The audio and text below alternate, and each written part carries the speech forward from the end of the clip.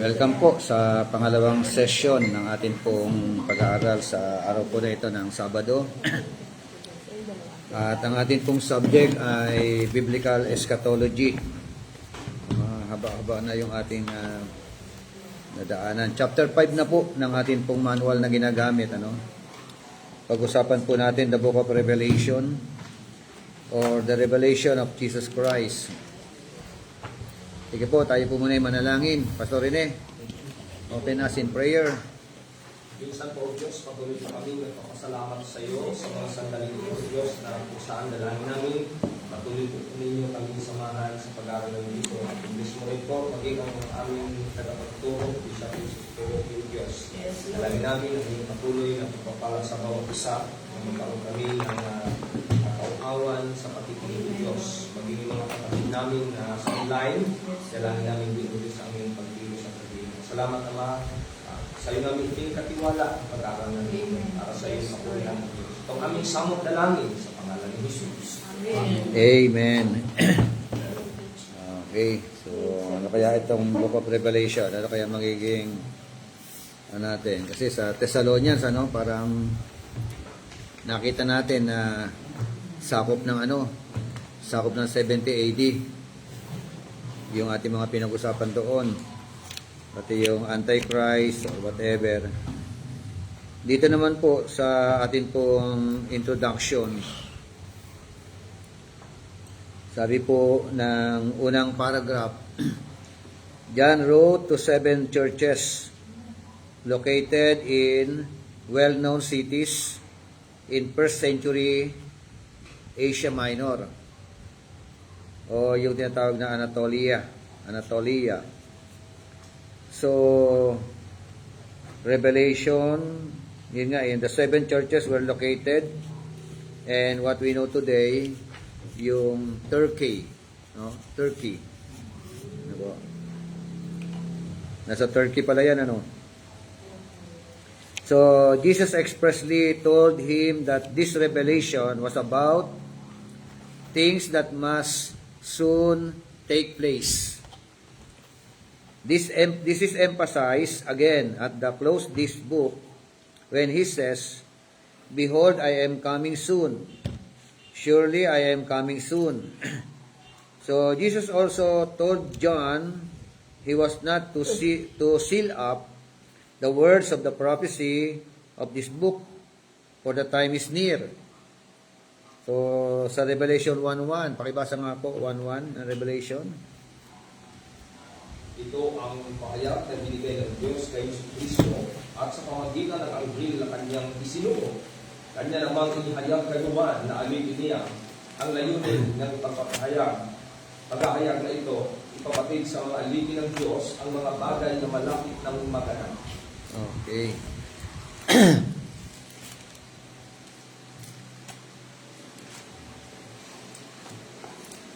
Sa English version.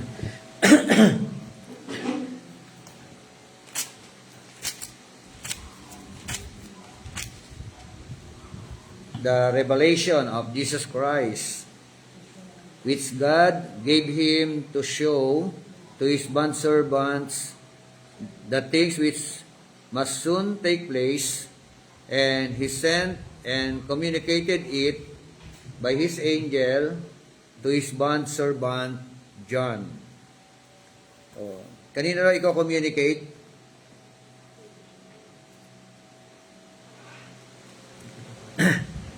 And communicated it by his angels. Sa pamamagitan po ni sa kanyang alipin na si Juan, At meron pang binanggit dito, sabi nga pinansin dito yung the things which must soon take place. Sa Tagalog, 1 verses 1. yung mga bagay na alin? Malapit nang maganap o may sa katuparan. Nung sinasabi po itong aklat na to. Sabi dito, surely I am coming soon. So Jesus also told John he was not to seal up the words of the prophecy of this book, for the time is near. Surely, then, if words have meaning, the events described in this book were in near future, when this book was written. So it is our conviction that this is an intentional indication that what John wrote is in harmony with the repeated declaration of Jesus, who said, "Truly I say to you, all these things will come upon this generation. Yes, truly I say to you, this generation will not pass away until all these things take place." Yung mga nabanggit natin nung mga nakaraang Matthew 23 verse 36, ayon sa kanya, Matthew 24 verse 34. At Matthew 24 verse 1 hanggang 42, no po. So yun po yung kanyang Mark 13 1 to 37 and Luke 21 verse 5 hanggang 36. So pakibasa po yung sumunod na paragraph. The book of Revelation, in other words, is not a revelation of many things that were in the distant future when John wrote this book, but rather a revelation of things that were about to happen, and therefore, from our standpoint, things which have long since happened.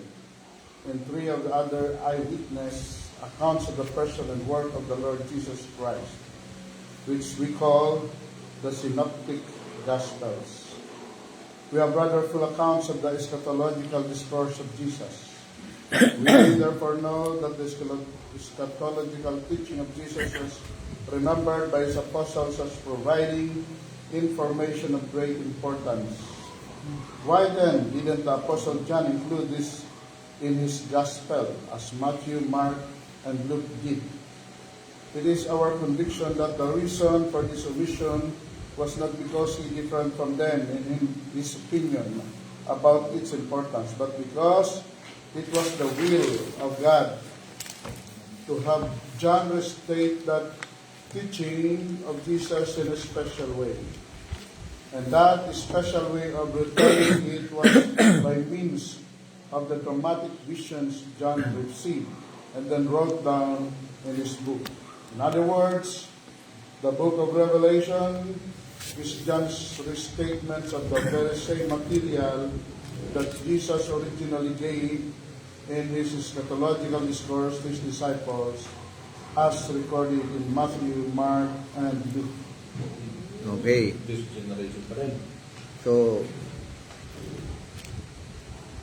Ilan Bishop, hindi pa malayo Ah? ang mangyayari. Sabi lang, hindi malayo ang mangyayari. Ang mga pangyayari hindi siya malayo pa.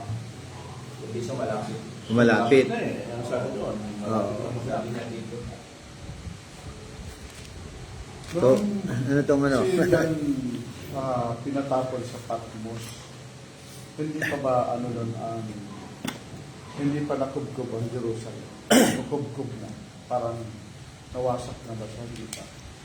So, yun nga yung kaya dito natin siya sipatin kasi Kailan sinulat yung Revelation?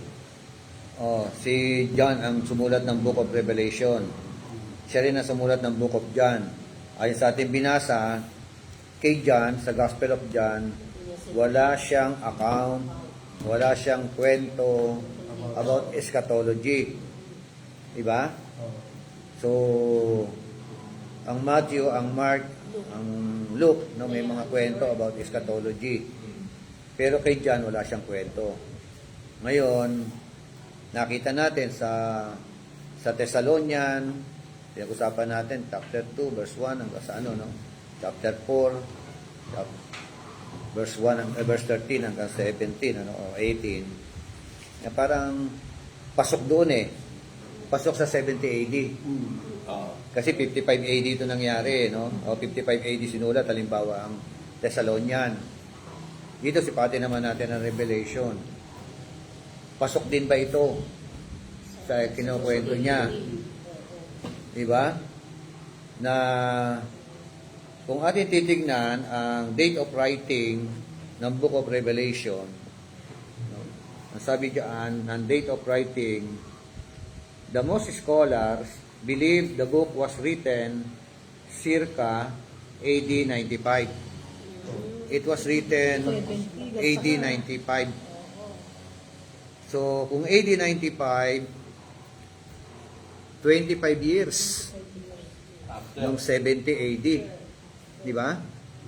25 years after the destruction of Jerusalem.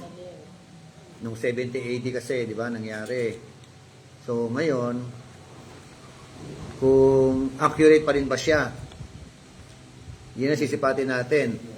Kung ano niya, sabi niya rito hindi nga naikwento ni John doon. Pero itong revelation na separate, para bagang kinokonek niya na naman doon sa eschatology ng Mateo. Di ba? Ngayon, ang tanong, angkop ba itong i-connect mo itong Book of Revelation sa destruction of Jerusalem? Para bagang, kung 95 AD ito, meaning to say, tapos na. Diba? Kasi dito, Oo. sabi niya dito, is not a revelation of many things that were aimed at this time's future when John, Oo. sabi dito, wrote this book, but rather in revelations of things that were about to happen and therefore from our standpoint. Oo.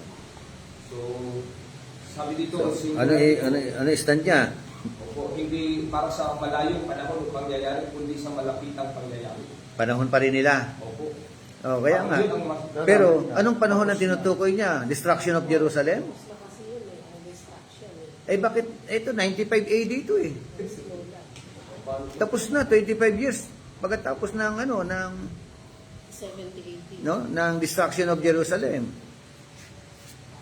So mga una, medyo pasok siya ron. Kaya tayo, theologian din tayo. Theologian siya, theologian din tayo. Kaya magte-theologize tayo. Di ba? Alamin natin. Yeah? So, hindi porket nasa libro yan, yakapin na natin, di ba? Kaya na sinasabi ko sa mga Calvinist, hindi porket sinabi mo Calvinism ka, ibig sabihin lahat ng turo ni Calvin, yakap mo. Pag Arminian ka, lahat ng turo ni Arminian, yakap mo. Wala kang tatanggihan doon. Kaya hanggang magkabalibaliktad na yung mga doktrina mo. Bible reader Hanggang ka. twist-twist na yung mga doktrina mo. Pag Bible reader ka, hindi rin lahat. Kaya nga ito siya, sa unang yugto, no? Hindi ko lang alam kung meron pa siyang bawi dito. May bawi pa kaya itong libro na? Tingnan natin, baka may iba, Tingnan nga rin, baka may bawi. may iba siyang sinasabi dito. Oo, sige. Okay. Sabi nga na, God to have John restate the teaching of Jesus in a special way. And that special way of retelling it, was by means of dramatic visions John received and then wrote down in this book. In other words, the book of Revelation is John's restatement of the very same material that Jesus originally gave in his eschatological discourse to his disciples as recorded in Matthew, Mark, and Luke. O, parang Parang yan doon sa So, ito yung malayong, hindi after 70. Oo. Kasi may ibang mga scholar na nagsasabi, nangyari itong revelation kay John ay 68 AD. Oh. 68 AD. Itong Book of Revelation. Before. More or less 68. Ha? More or less 68. Nababasahin ko ha. The book of Revelation was written by John, the apostle, on the island of Patmos around the late 1st century CE. Most likely between 90 and 95 CE. Yun, 95. Oh. During the reign of Emperor Domitian, according to early church tradition. So, yung mga early church tradition, yon. Panahon ni Domitian yan.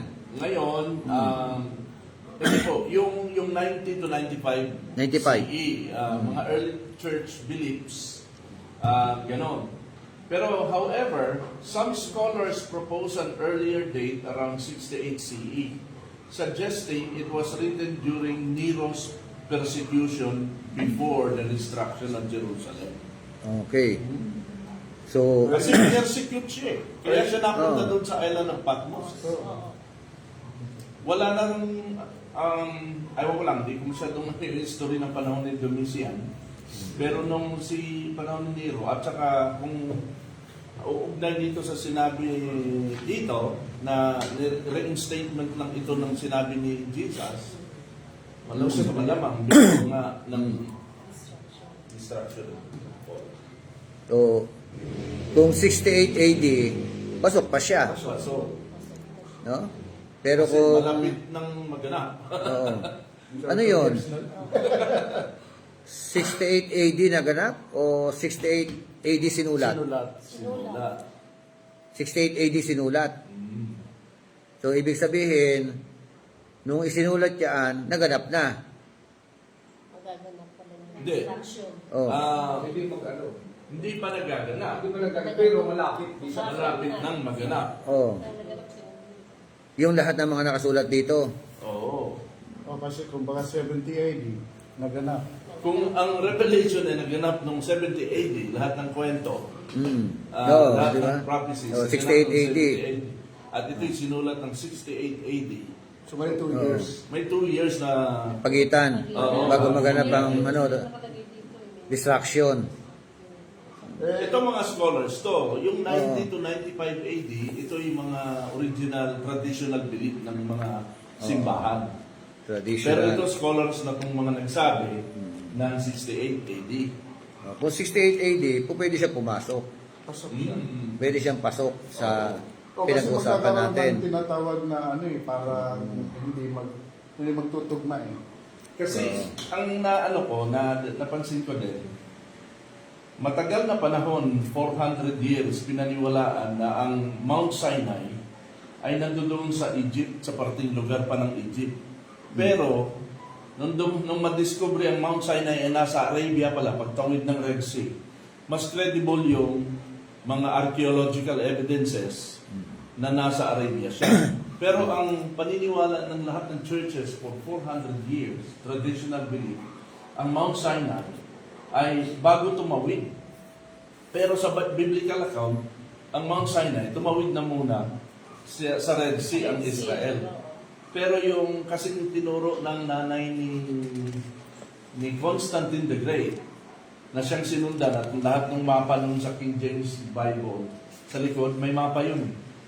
Ang sinusundan ng lahat ng mga paniniwala ng mga Protestante at Katoliko, ang Mount Sinai, bago sila tumawid sa pero bakit daw walang nakitang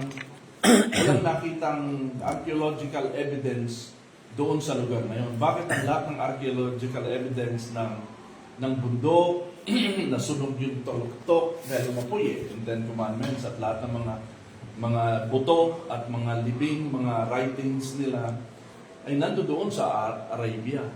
So, posible nga na matagal na panahon na pinaniniwalaan na 90 to 95 AD as being traditionally believed by the churches. Pero nung dumating na itong mga archaeological evidences at mga scholars na ng modern time, lumalabas na before 68. 70 AD. Before 70. So pati pala yung date of writing medyo nagkaroon ng Oo, kasi puro mga Conflict. circa lang naman to eh. estimated circa circa nga sinabi, no? Okay, tuloy natin. Debatable. So, page 78, paragraph 2, pakibasa po.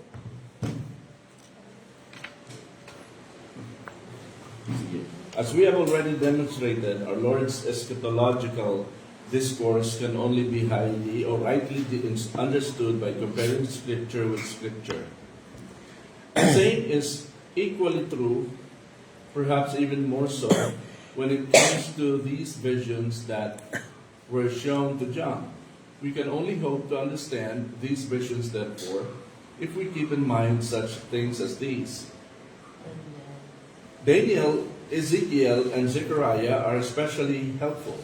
The number 7 is notably prominent. 7 spirits, 7 churches, 7 seals, 7 trumpets, 7 seals, 7 eyes, 7 horns, 7 plagues. Numbers 3, 4, 10, and 12 are also used in a special way. Where these are used, we should not insist on taking them as literally intended. Number 3, Old Testament usage should constantly guide our interpretation. Okay. So merong 7-7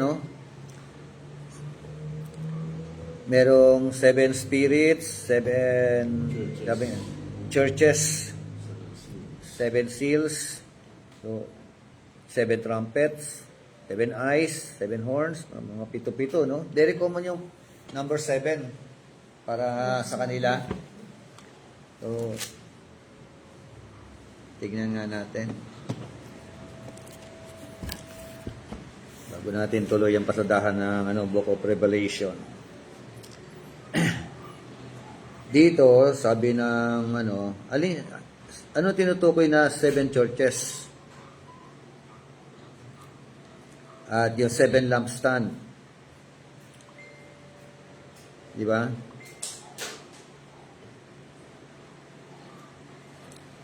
Chapter 1.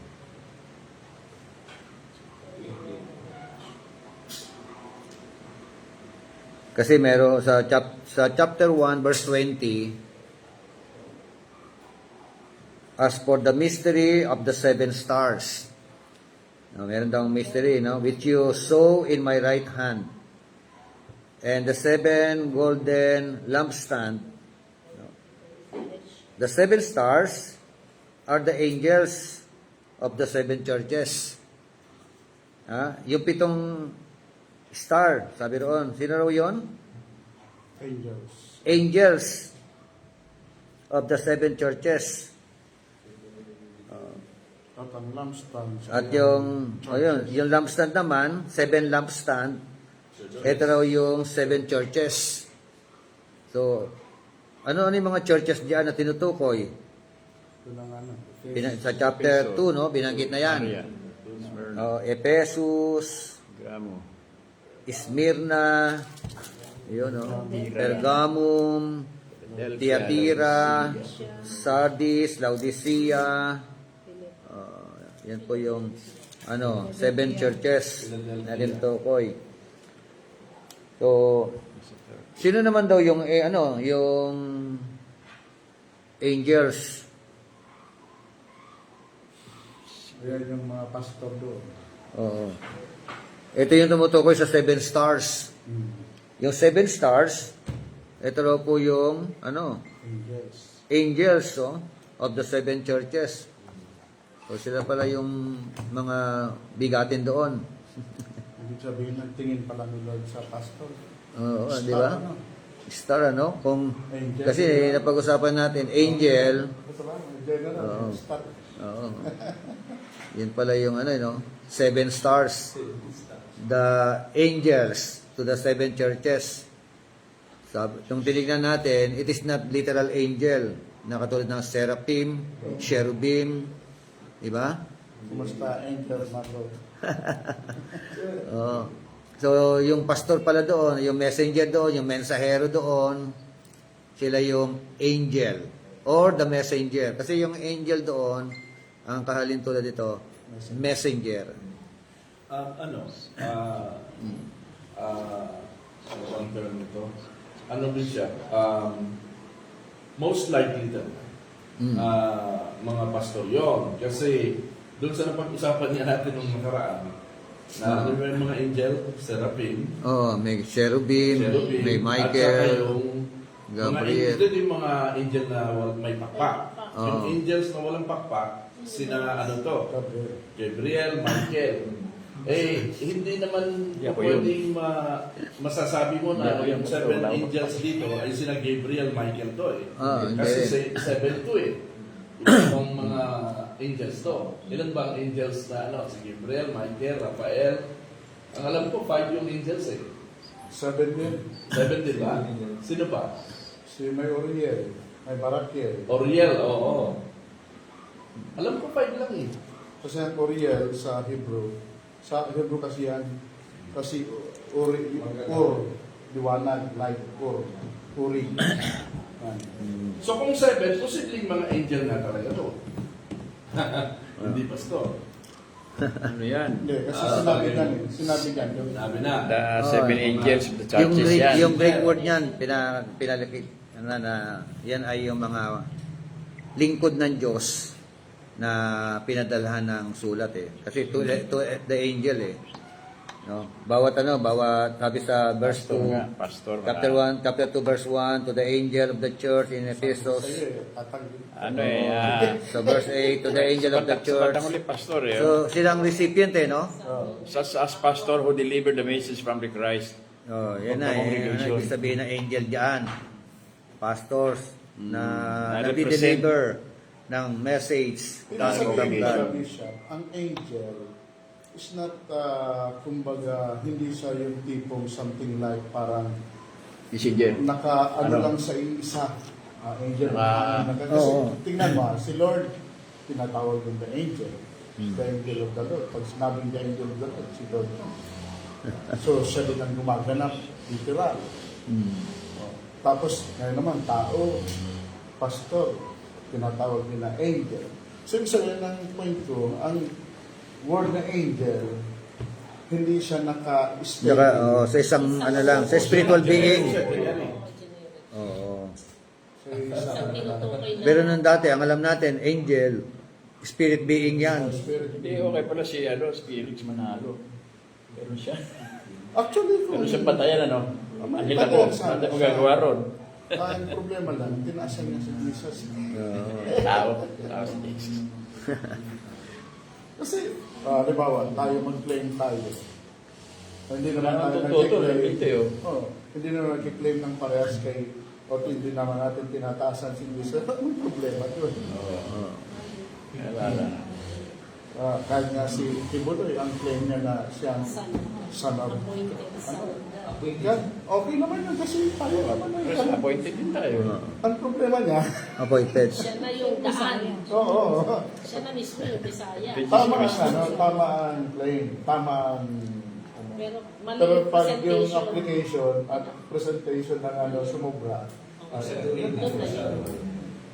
parehas nung may nagturo din. Kaya kay sa Davao din, yung naging ni Digong, naging speaker niya, na ang turo niya ay God, you are the God of Davao, you are the God of ganito, you are the God of... Kasi sabi din sa Bible, di ba, pinagkatiwalaan ng scripture na tinatawag ng mga Diyos. Kingdom ano yun eh, kingdom living Basta yung maliit lang dapat. Basta maliit Basta lang. maliit lang. Kasi siya tinawag na gano'n. Maliit na Diyos. Pero tulad mo na. Kasi magkumustahan sila noon, how's the God of Quezon City?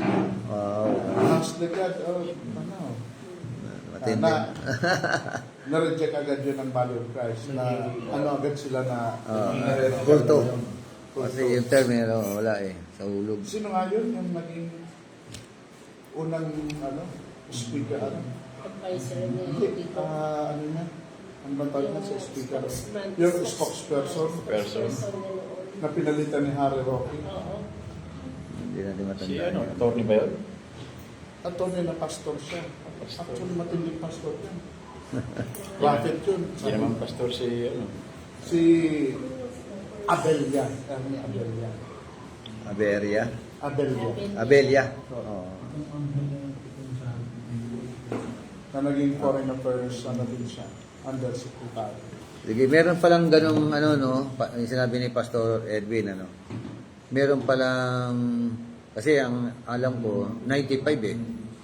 Yung pala meron palang mga ibang grupo na nagsasabi na hindi 95 kundi 68. Ang sa akin, AD ang kung iti-take ko yun, kaganapan. it's tradition against scholarly mind.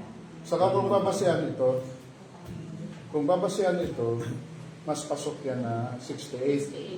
Pero kung yung 95, malayo na yun. Oo, kasi nga, Parang questionable. sabi ko, kung ito nga, kung date of writing ay 95, di, So, Malayo. maganap after 95. Tapos na. Kasi malapit na ang maganap. So, Ngayon, paghahanap na naman tayo ng kwento, after 95. Oo nga, pwede. Walang Yun nga. record nun. Hindi panahon nila Titus, nila Nero. hindi na. Pwede kay Domitian o kay ibang henerasyon. Sa bagay, si Wala Domitian, na. Siya eh. O kaya kay Antiochus, di ba? Oo. Antiochus, di ba? Yung isa na pinag-usapan natin na before naman yun, si Antiochus. Oo, before pa yun. Epiphanes yun eh. Oo, before BCE yun. BC. CE to. Before Christ yun. Kaya chances are, itong 68 AD nga. Tingnan natin. Sige, paragraph number 3. Pakibasa, anybody? 3. Finally, concerning the value or use of things revealed in these visions, it may seem disappointing at first to come to understand that we do not have in these visions a preview of the entire chronological history of the church or the world from the time of John's writing until our Lord's second coming. But there is no more reason to be disappointed here with the book of Revelation than with our Lord own teaching. He did not give any detailed account of what was going to happen after the destruction of the temple either. Nor did he give us a list of signs to indicate the time of his Parousia. parousia, second coming. To the contrary, as we have already indicated, he said there would not be any such signs. So we should not think of Revelation as given to supply something lacking in our Lord's discourse. Because in fact, nothing was lacking. Ibig sabihin, kung daratingan, wala na talagang kasign-sign. Wala. So, Wala. kumbaga, Deep in the night Revelation, nga, tapos na. So, kung yung second coming. Yung 7 churches. Oh. Tinutukoy nito. Pero ibig sabihin, During that time pa din. ano rin yata, kasi paano natin ano yung mga tutakan, hindi ka makakabili, hindi ka makakaano pag wala kang tatak. Panaan natin, baka meron dito. Meron siyang argumento. So, kailan naganap yung kailan nag-exist ang 7 churches? Kasi si Paul din ang yan di ba? Si Paul din ang founder ng 7 churches na ito. O di, ano talaga, Bishop, nandun pa sa panahon na yun, 68. Yung 7 churches, Oo, kasi kung si Paul ang nagtatag nun, Kasi matagal kong haka-haka. Itong 7 churches, sinisimbolize ito ng iba't ibang mga churches ngayon. yung Na iba, which is parang, far-fetched naman. Malayong posibilidad. Mas posible ito. Kasi isang malinaw dito na hindi haka-haka, yung nakasulat na malapit ng maganap. At may mga scholar na nagsasabing 68 AD. Yun ang mas close yun. At pangatlo, yung si Paul ang nagtayo nitong churches. kung siya yung founder, di ba? Nung 7 churches na yan. Ibig sabihin, existing ang church na yan, visible ang church na yan during that time. No? So, kasi kapag talagang kinunik mo yan, yung 7 churches na yan sa end time, no? Sa end time. Yun nga, pumapasok yung sinabi mo na possible ang church o may mga church na ang kalalagayan katulad ng Laodicea. Parang gano'n, di ba? Yung kalalagayan katulad ng Smyrna, katulad ng Philadelphia. So, kung gano'n kung end time, Tsaka malinaw Pero hindi, sinabi literally, dito na- visible eh. Malinaw sinabi din sa introduction, John wrote to 7 churches Oh. located in well-known cities in 1st century Asia Minor. Located. Nandun talaga yan, no? Oo. Visible. Oo. Located. Sila yung sinusulatan ni Oo. John, hindi tayo. Hindi paghahambing Oo. ng mga churches pang different generation to generation, may mga ganun eh. Oo. Okay. So, paragraph 4. To some, To some, this may seem subtracts from the usefulness of the books of Revelation, but that is to misunderstand the nature of Scripture. There was time when God sent inspired message to the existing churches with infallible teaching concerning the literal needs of those particular churches. This does not happen today because the canon of Scripture is closed. But does this reduce the value of those inspired letter for us? No, of course it doesn't. Although they made specific references to existing churches at the particular time, yet in the infinite wisdom of God, these letters were also intended for us because they contain doctrine of ethical principle that apply and were meant to apply by way of analogy to our situation too, and the same holds true for the New Testament and eschatological matter. okay. So, literal talaga, no? Merong ano. Pero, ano ang ano? Sabi nga, and we're meant to apply by way of analogy. Analogy for what? To our situation too. Di ba?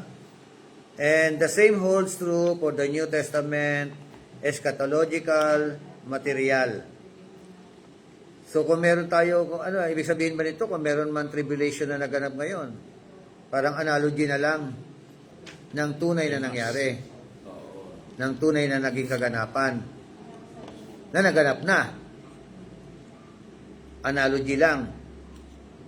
Oh. Paragraph 2, verse 79. Page 79. As we pointed out in an earlier point in this study, the reformers saw the rise of the papacy that was seen to them to be the very man of sin and the Antichrist spoken by two of the apostles, Paul and John. This interpretation even made its way into the original text of the Westminster Confession 25 verse 6. It said, "There is no other head of the church but the Lord Jesus Christ, nor can the Pope of Rome in any sense be head thereof by it, but is the Antichrist, the man of sin and the son of perdition, that exalted himself in the church against Christ and all that is called God." We see this in an example of the common error of assuming a kind of double fulfillment. But there is no need to resort to such a doubtful principle as double fulfillment, as the revision of this article shows. Here is the way this section of the confession now reads in the Revised Version adopted by the Orthodox Presbyterian Church and the Presbyterian Church in America. There is no other head of the church but Lord Jesus Christ, nor can the Pope of Rome in any sense be headed thereof, period. The difference is that in this shortened formulation, a proper application is made of principles taught in the Bible passages having to do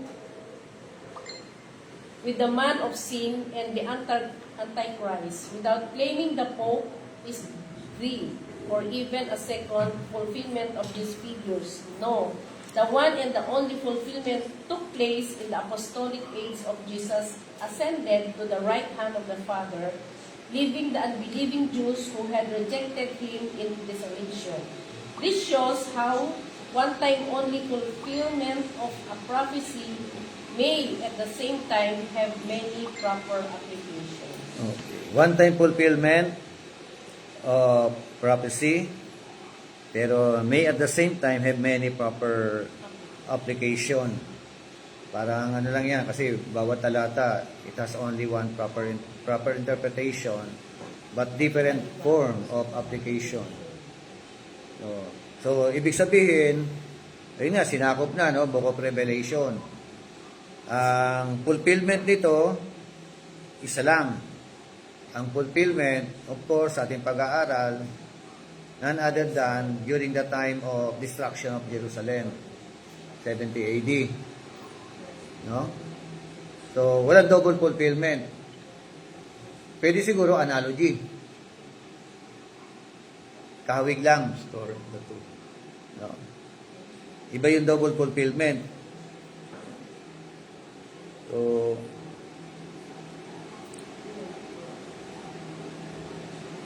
maging ang pananaw daw, di ba? Yung OPC, Orthodox Presbyterian Church, at saka yung PCA, Presbyterian Church in America, na according to them, there is no other head of the church but the Lord Jesus Christ, nor can the Pope of Rome in any sense, no, be head thereof. No, period. Yun ang ano. So, the difference is that in this shortened formulation, a proper application is made of principles taught in the Bible passages having to do with the man of sin and the Antichrist. So, kasi pag-usapan natin nakaraan sa Thessalonian, ang Antichrist hindi tao, no? Hindi Superman o superhuman. Ang Antichrist, parang ano siya, doctrine, belief. Di ba? Paniniwala, no? Pagka ikaw ay hindi ka naniwala sa ama at saka sa anak, Antichrist ka. Di ba? Pag hindi ka naniniwala na siya ay naging tao, Antichrist. Yun ang ibig sabihin, pwedeng individual, pwedeng grupo. Pag merong ganong pananampalataya, you are belong to the Antichrist. So, ibig sabihin, yun nga, it depends upon your faith in connection to our Lord Jesus Christ. Kaya maging ang mga Jew, masasabi natin na parang naging Antichrist sila. Bakit? Kasi nga, naniniwala sila sa Diyos ng lumantipan, God the Father. Naniniwala sila sa sinulat ni Moises at ng mga propeta. But they did not believe in our Lord Jesus Christ or to our Lord Jesus Christ. Kasi pag hindi ka naniwala kay Christ na siya ay anak ng Diyos, Mesiyas, na siya ang Kristo, you are Antichrist. Di ba? Kaya niwala sa turo ni Kristo, Antichrist. Yun nga laban ka kay Kristo. So, kaya tama naman sila. Nagkakaisa naman yung OPC tsaka PCA, no? Wala na raw ibang po pwedeng ano. Pasok din pala sila sa ano natin, pamantayan. So, the simple but very important point in the scripture, including those things or dealing with all these things that Jesus promised for that generation, have many valid applications. Just as all of the other New Testament writings do, but they only had one fulfillment. No? Because Jesus said, this generation shall by no means pass away until all these things take place. Di ba? Hindi na mawawala ang mga tao sa henerasyon na ito. May henerasyon na tinutukoy Generation na yun Hindi na magpa-pass away, will not pass away until all these things will come to pass, di ba? Mangyari, maganap. So, hindi ko na talaga natapos na to. So, okay. So, while he also made it clear that concerning that day and hour, the day of, ano yan? Parousia. Ibig sabihin, no one knows. Wala nakakaalam. Di ba? Sabi nga even Jesus himself did not know during his earthly ministry. No? Kaya dyan, nililimitahan nila si Kristo Kung Diyos siya, bakit hindi niya alam? Bilang tao. Pero bilang Diyos, walang hindi siya alam. Omniscient siya. Di ba? And as Jesus said to his disciples after he rose from the dead, it is not for you to know the times or seasons which the Father has put into his own authority, in Acts chapter 1 verse 7. It is therefore a certainty that the book of Revelation does not provide information by which anyone can calculate the times or seasons of post-ascension, redemptive history in any way, shape or form. No, but as John keeps reminding us, the book of Revelation does restate in powerful visions that was to happen in that generation. Ibang iba ito doon sa conventional na paliwanag. Sabi nga, bakit tumatawag? Wala na ito eh, kahit saan ka magano.